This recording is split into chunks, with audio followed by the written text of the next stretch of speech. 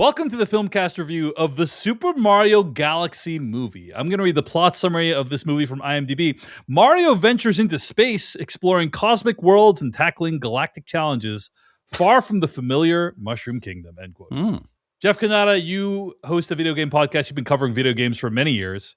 Indeed. The Super Mario Galaxy game, Yes. widely regarded as one of the greatest video games of all time. Both of them. I think Super Mario Galaxy 2 even better than the first, and one of the rare true sequels to a mainline Mario game. And it is my favorite Mario games. They are extremely well made. Incredible. Classic video games that give the player a sense of awe and wonder at our place in the universe. And one would hope that the Super Mario Brothers Galaxy or the Super Mario Galaxy movie would, at least in some way, live up to that extremely hallowed mantle. So I'm curious, Jeff Kanata, what did you think of the Super Mario Galaxy movie? Well, Dave, I guess you could say what I thought of the Super Mario Galaxy movie is best summed up in the form of a limerick. Oh, let's hear it, Jeff. Long ago, adaptation would mean there'd be changes to fit the big screen. But here what you see for Nintendo IP is a prettier, longer cutscene. Nice. I saw this with my 9-year-old who's a big Mario fan, big video game fan, big Nintendo fan. And I turned to him at the end of the movie and I said to him, "Hey, bud, did you like it?" And he said, "Yeah. Although it's basically just a big mashup of all the Nintendo games." Got it. He's got it. Dang, your son has his father's talent for critique. Coming for my job, guys. Coming for me. He can see beyond the flashy, callbacks and cameos, and he knows at its core what this movie is, which is barely a movie. It's an odd thing, right? Because it's hard for me. I think you guys will find it easier, but it's hard for me to criticize it because it is as we talked about with the audience score versus the cinema score versus the Rotten Tomato score, it is a crowd-pleasing film because there was a time, as I kind of was indicating in my limerick, there was a time when to make a movie based on an IP like this, the goal would be to expand the audience of the IP, right? To bring it to people that weren't aware of this, to broaden its appeal. That does not seem to be the case here whatsoever. This is just fan service, as the first one was. And it is literally just giving the audience what they already know they want. Which is just seeing the things they're already familiar with, prettier, bigger, longer. It is hard to criticize that because on a fundamental level, yay!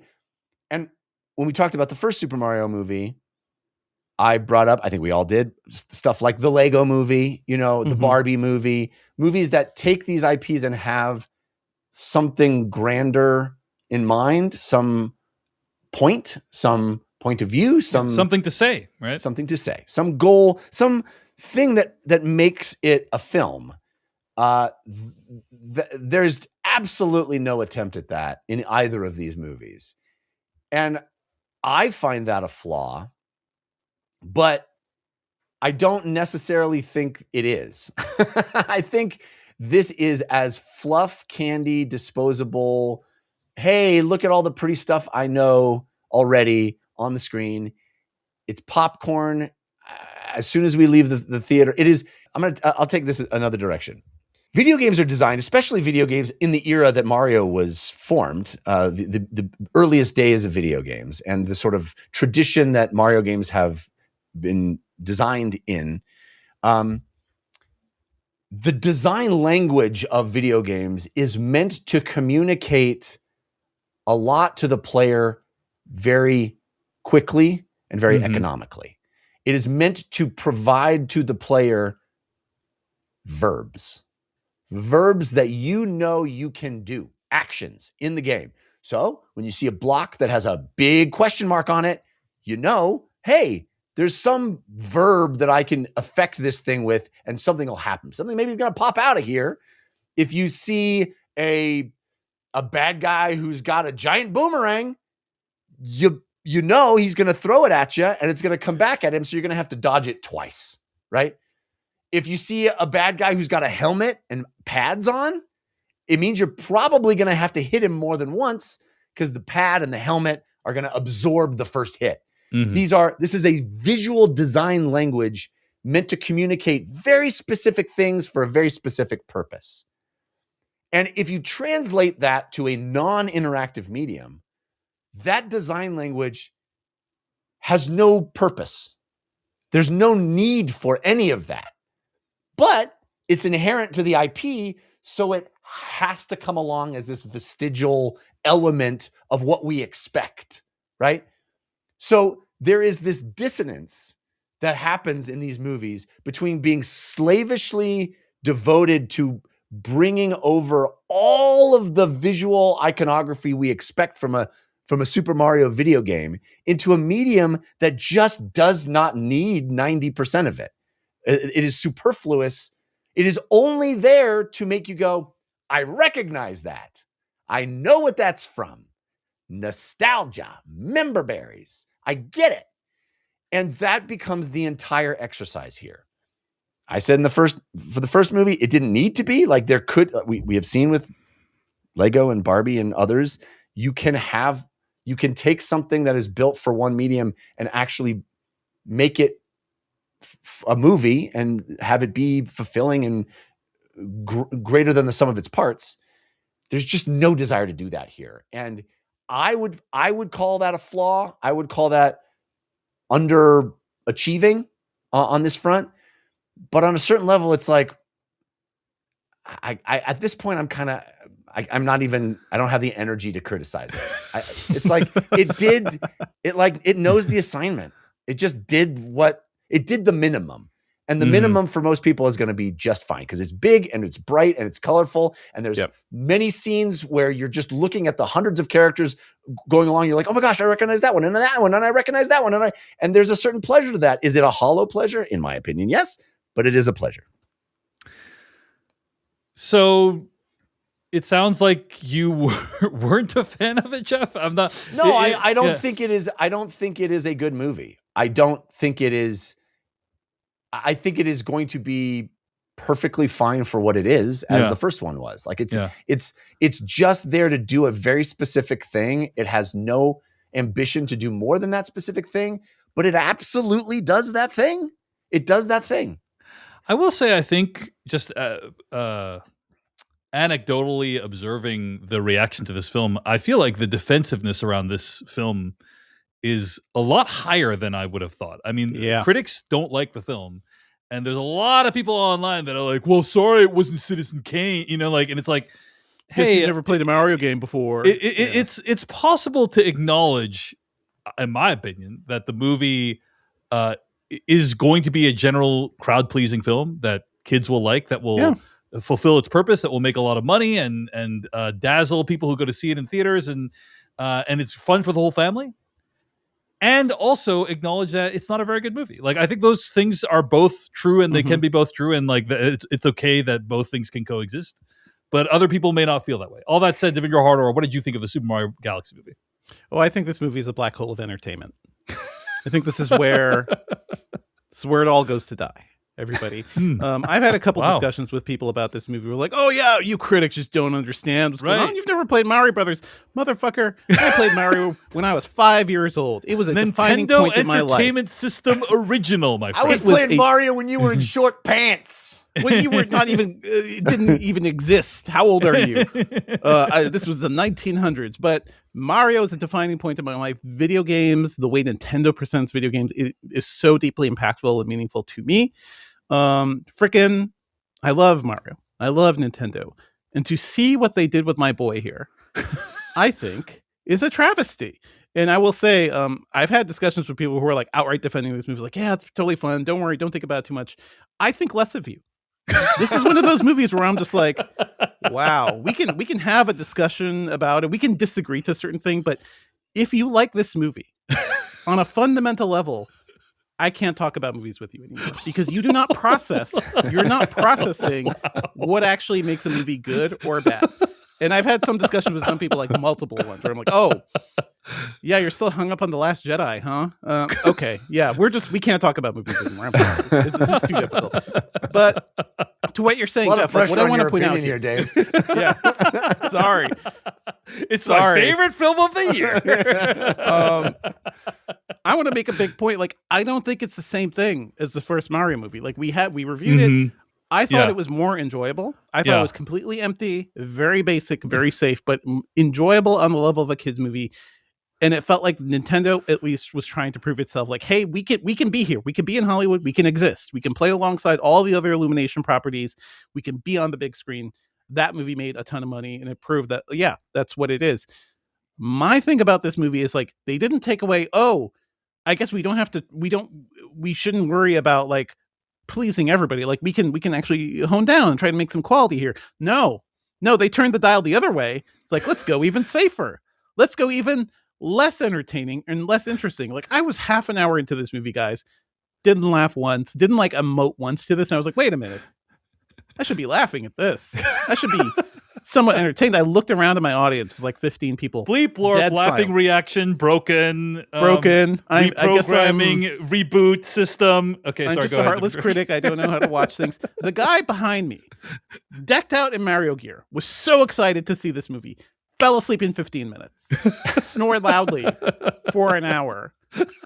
And I talked, asked him after, I was like, yeah. I asked him, I was basically like, you didn't miss much, buddy. Like, he was just so, like, he did not even seem worried that he missed that time. He actually seemed pleased that he was able to take a nap during this movie. But this is a movie that does not even try. Like, it doesn't try on a fundamental level. Not a spoiler. Yoshi's in this movie. Donald Glover plays Yoshi. I've not read about how he voice worked this, but I want to think he did it. That's all Donald Glover. All he did was do this. He tried. Like, that's Donald Glover. That's Donald Glover. I'd like to think he did that. But Yoshi just appears. He appears. There's a cool little sequence where it's like, oh, Yoshi in the real world wreaking havoc, where it's behind the camera and kind of cool. Maybe like 10 seconds of like an interesting set. Yoshi appears, and I was like, hey, Yoshi, I guess you're part of the crew now. They go on adventures together. What does Yoshi want?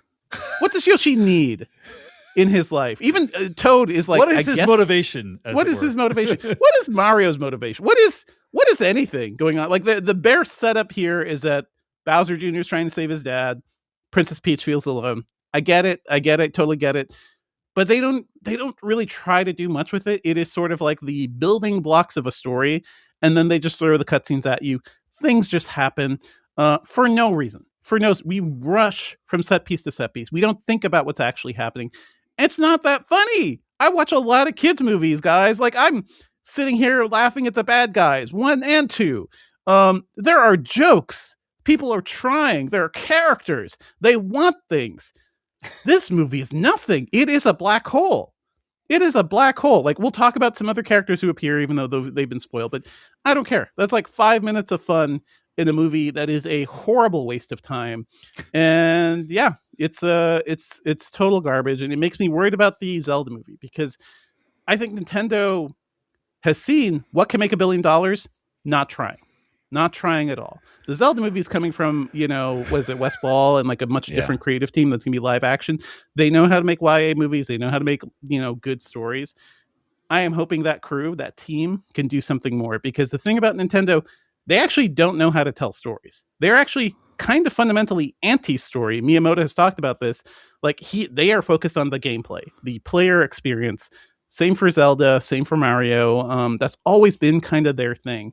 Now you're in a platform where, the player agency is gone. You don't think about gameplay. You have to deliver a story. You have to tell me something here.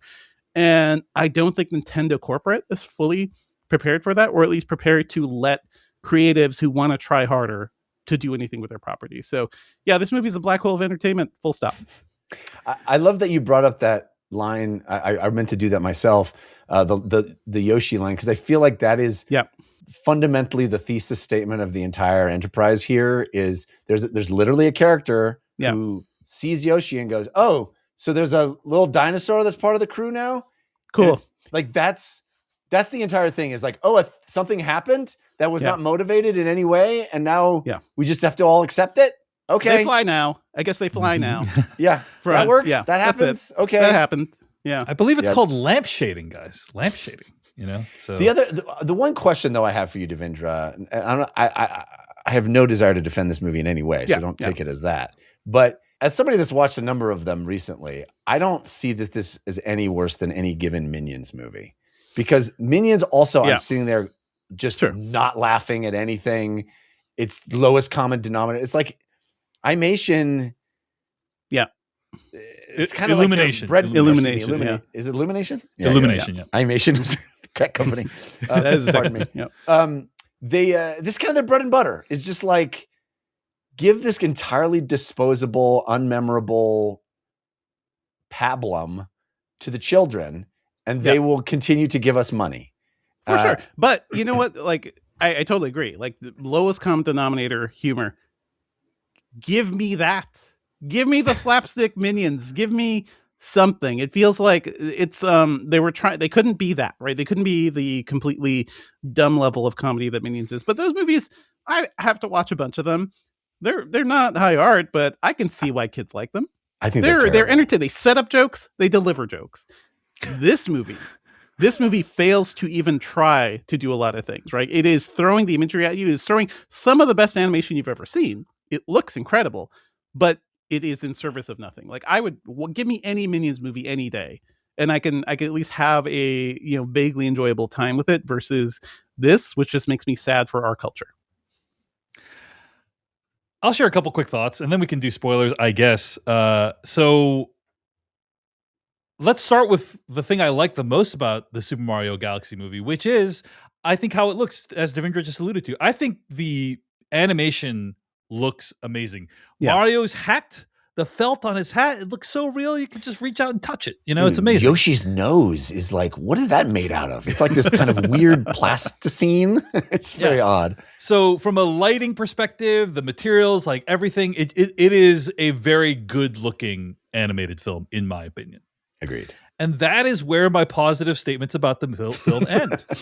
Because everything else you guys have said is absolutely correct. I think there are no stakes to this film. And what I mean by, I just want to clarify what I mean by no stakes, because I said this publicly at some point, and somebody was like, Bowser Jr. has a weapon that's going to destroy the universe. What do you mean no stakes? And what I mean by no stakes is, anytime someone encounters a problem, it is solved within 4 minutes of that problem occurring. Right? So like, anytime there's an obstacle, it's like, hey, we want our heroes to be flummoxed, and we want them to encounter difficulty and overcome that difficulty in a way that's interesting and compelling. And none of that happens in this film. It's all just, there's a problem, and I as the viewer never need to worry about it, because it's going to be solved within 4 minutes flat. So that's what I mean by no stakes. Is like, I never felt any drama. I never felt any doubt that this is all just going to work out for everyone. Is the Super Mario Brothers movie Part 1, like, is that a better film than this one? I think so. I feel like there was stuff around the Mario Brothers relationships, like between each other, and also the they whole had family, to build the characters, all that stuff. Like, we actually like build the characters a little bit, whereas here, like, I struggle to come up with any adjectives about these characters. Right? About, if you ask me, like, describe Luigi. I literally I'm at a loss to describe, like, what is that character, right? These characters are nothing characters. They have nothing to them. Other than that, maybe they keep going. They progress forward as the plot moves along. Like, that's the only thing I can think of to describe these characters, right? So there's nothing characters. There's no stakes to anything they're doing. I will say, like, the action scenes are like pretty decent, but it's just the pacing of the film is frenetic, frantic. We're whisked off to the next thing before we can even process what happened, and that makes it a really great movie for kids, for families, because it's like, you're never bored. You're just always like, something's always happening on screen. You can't even go to the bathroom. You just have to stay there and just keep watching. You can't go to the bathroom. Yeah, no, I know. But yeah, I think that a couple of reactions to what you said. Jeff, you were saying how the purpose of a movie is to expand the audience. Or it used to be. It used to be. I think there's a different slice I could take of that impulse, which is it used to be that we were ashamed of video game movies, right? Like this is a dirty thing we're making we're making a movie off of this video game or comic movies or whatever, right? Comic book movies, superhero movie. No, don't worry. We're gonna need costumes. We're gonna prune the shameful things out of this, and that's how you get a Super Mario Brothers live action movie, right? It's like, don't worry, it's gonna be this big epic fantasy where like Bowser is not a huge creature, he's Dennis Hopper with a weird haircut. We're trying to elevate it. We're trying to elevate what this is, right? This is video games down here. It's gross. Up here, this is movies. This is refined cinema, Fabergé egg. Amazing. And the problem, in my estimation, Jeff, is we have gone too far in the opposite direction. We have fully embraced that we are just the video game, the movie. Literally, it's the title of the movie.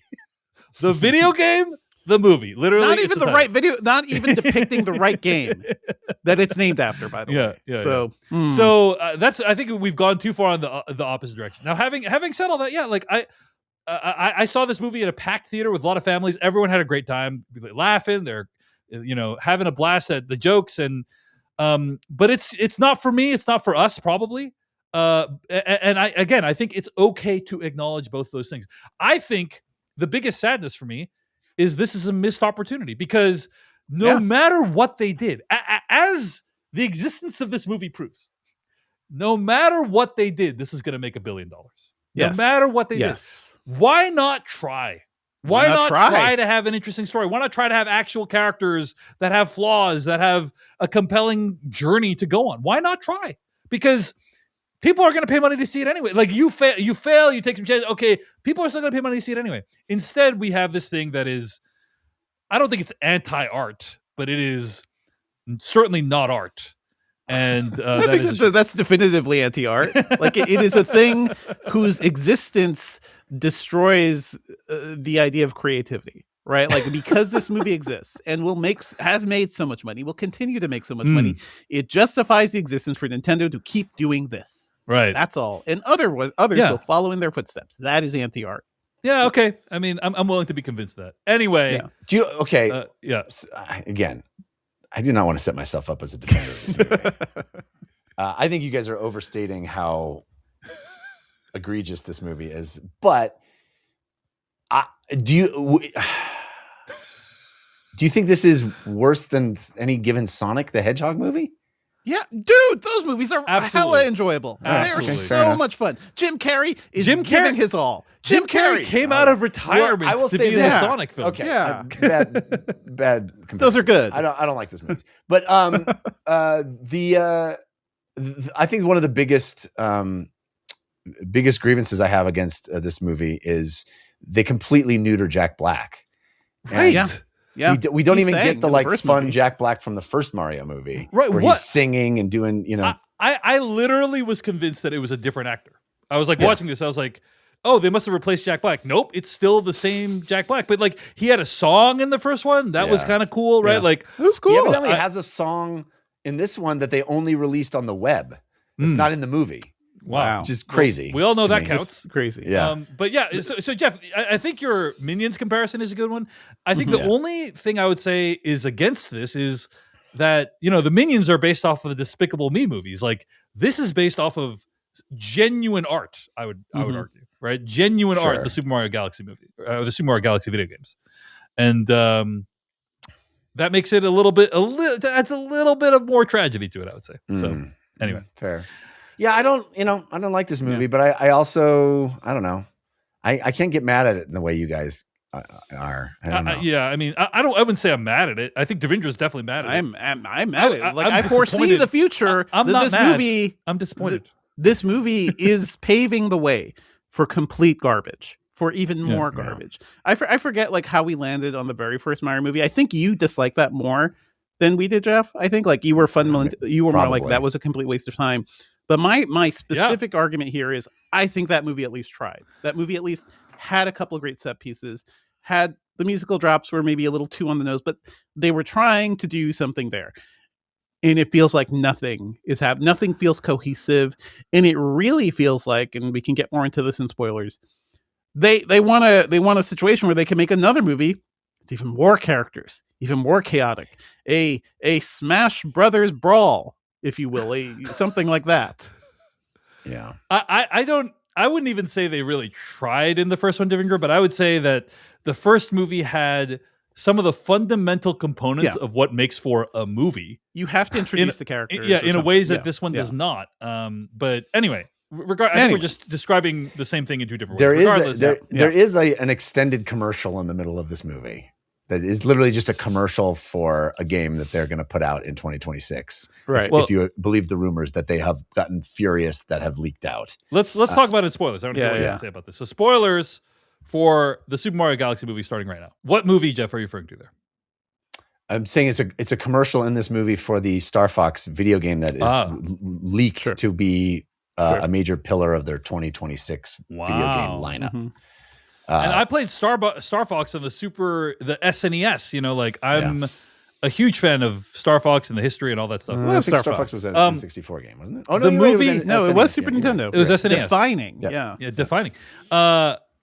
The movie roars to life for about 3 minutes when we get Star Fox's backstory. I shot up out of my seat. Like, 2D animation? In the anime, anime style, like 2D animation style.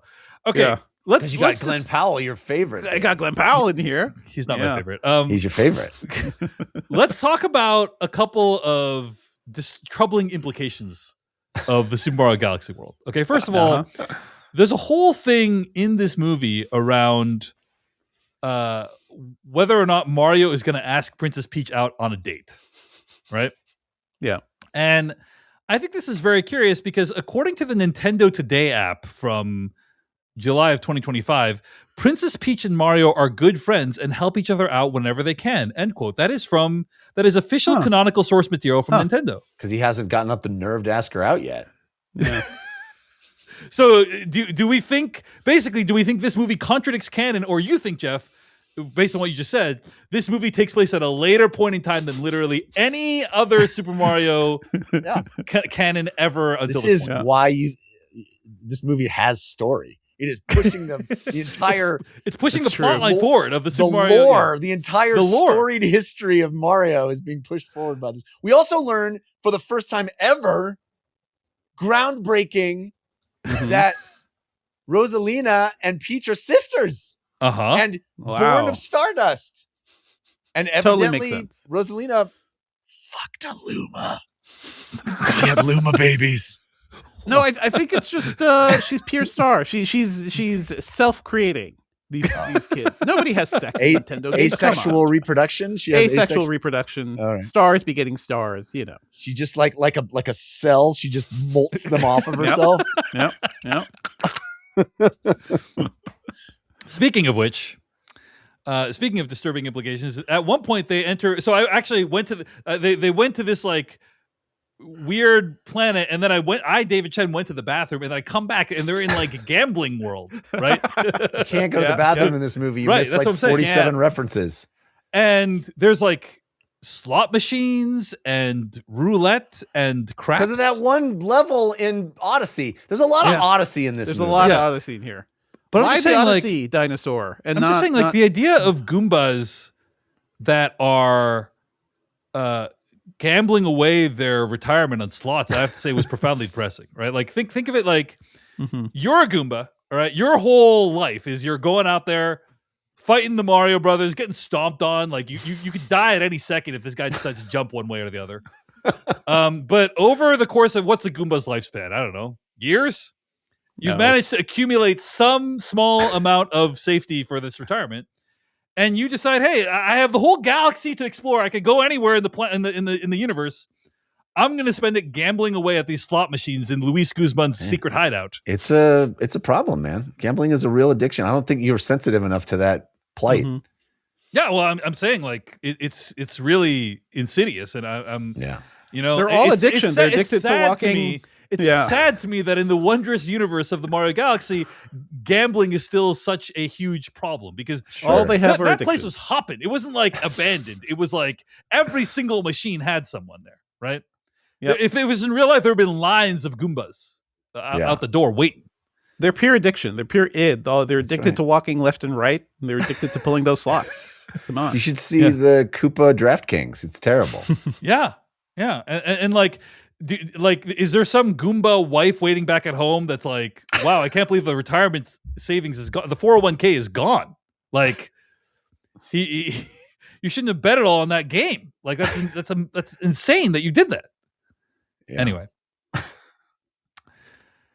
Okay. Any other thoughts on the Super Mario Galaxy movie? Hey, Star Fox was cool. Fox McCloud was cool. Like they totally treated that character the way you should treat Fox. Like super cool. Great. Like Glenn Powell hamming it up. Like it felt like that the movie breathed to life for 5 minutes. Yeah, I'm a fan. And then it quieted down again. I was a fan of Star Fox. You know, if that had been a reveal, if that had been a surprise, that would have been actually cool. It would have been a big reveal. But like the fundamental thing, Peach is like, I'm so lonely. I have no family.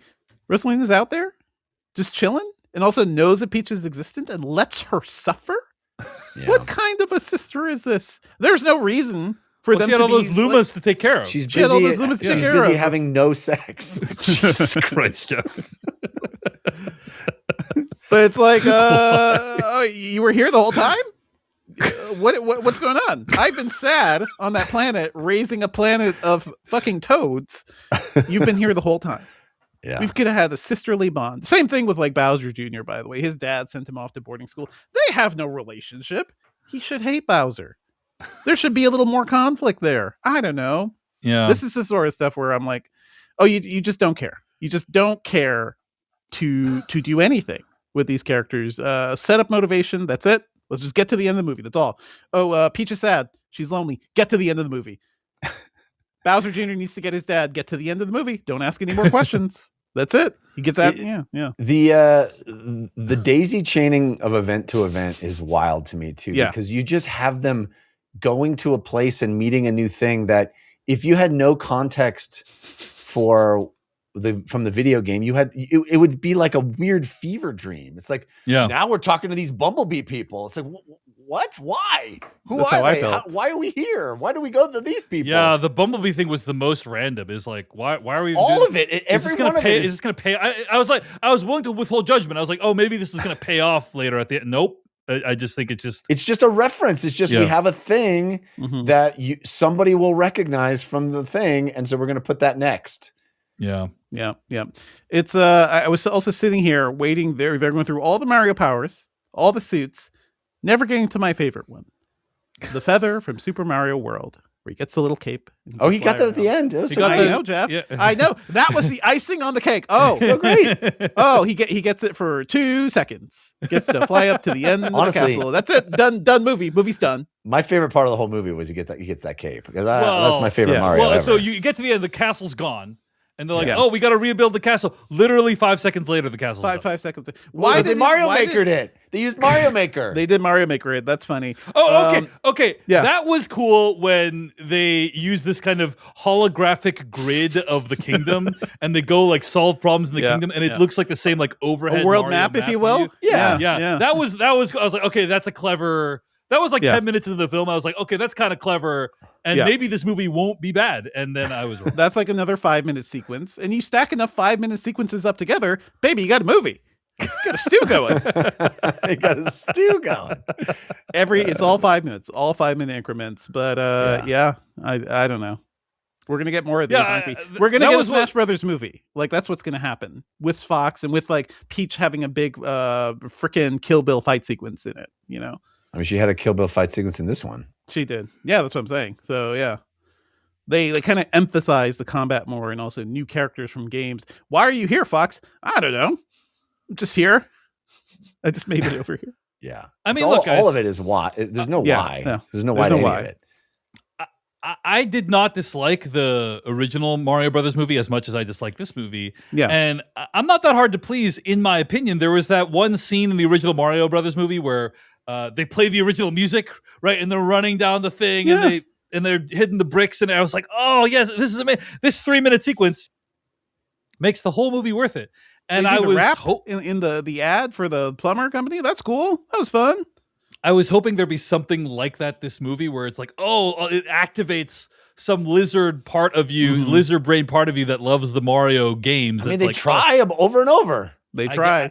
Music. Did they? Like what? What did they do? Oh, so many. I could give you. I mean, that's the whole movie. The whole movie is that. I guess my lizard brain Mario Brothers love was not attuned to this. The little thing pops out and the Pikmin come out, and you're like, "Oh, I recognize Pikmin." The very beginning of the movie, they go into the tunnel and it goes and it's like just that. That's all. Oh, right. There is that scene where Bowser Jr. is viewing his progress. Okay, that was also kind of cool, I have to say. That's all of that. When he's viewing it in 2D, but Mario is experiencing it in 3D, I was like, okay, that's kind of cool. That's the entire movie is trying to give you that lizard. That's all it's doing. That's all it's doing. You're right, Jeff. And I'm saying it didn't connect with me as much as the first one did. Because it didn't, like the thing about the first movie, like that side-scrolling sequence, you at least... We're introduced to the movie, but in this world, like you're doing something different. The bringing the Mario rap into the commercial for the plumber agency, like that's kind of cool. It's just kind of cool hearing that again, but also just trying to serve a plot purpose because they really want to be plumbers. With that movie, tried harder. He had a training sequence in that was at least tried to be interesting. How do the powers work? I don't know. Here it's all a given. Here we don't need to slow down. Devindra, I think the biggest argument for your position about this being a black hole is that we are retroactively lauding the first movie, which is I said this in my review of the first movie. Sure, like but you said it, Devindra, but Jeff and I did not. Like, I don't think. Sure. And I think it is widely regarded as not a particularly good film. That is my sense of the first I'm not saying film. it's a great movie either, but I'm saying if what we're pining for is just the joys of the first Super Mario movie, I wish we've already failed, guys. The 3-act structure, the beautiful 3-act structure of the first film. The character development of the Super Mario Brothers movie is what I long for. After this is like me going, "Oh my god, I just want George W. Bush back." It's the equivalent. The sanity of the George W. Bush administration would be amazing at this point. Let me vote for George W. Bush, please. That's all I want. All right. At the end of the day, despite everything we have just said, it is impressive that Aaron Horvath and Michael Jelenic made a movie. No. Thank you so much for watching this video of the Filmcast. Check out these other videos that we have available, and be sure to hit like, subscribe, and hit that bell icon to get other videos from us in the future. You can also go to thefilmcast.com to catch all of our audio podcast versions of all of our episodes. And support this podcast at patreon.com/filmpodcast, where you can sign up for ad-free episodes and exclusive After Darks. Thanks so much to everyone who makes the Filmcast possible.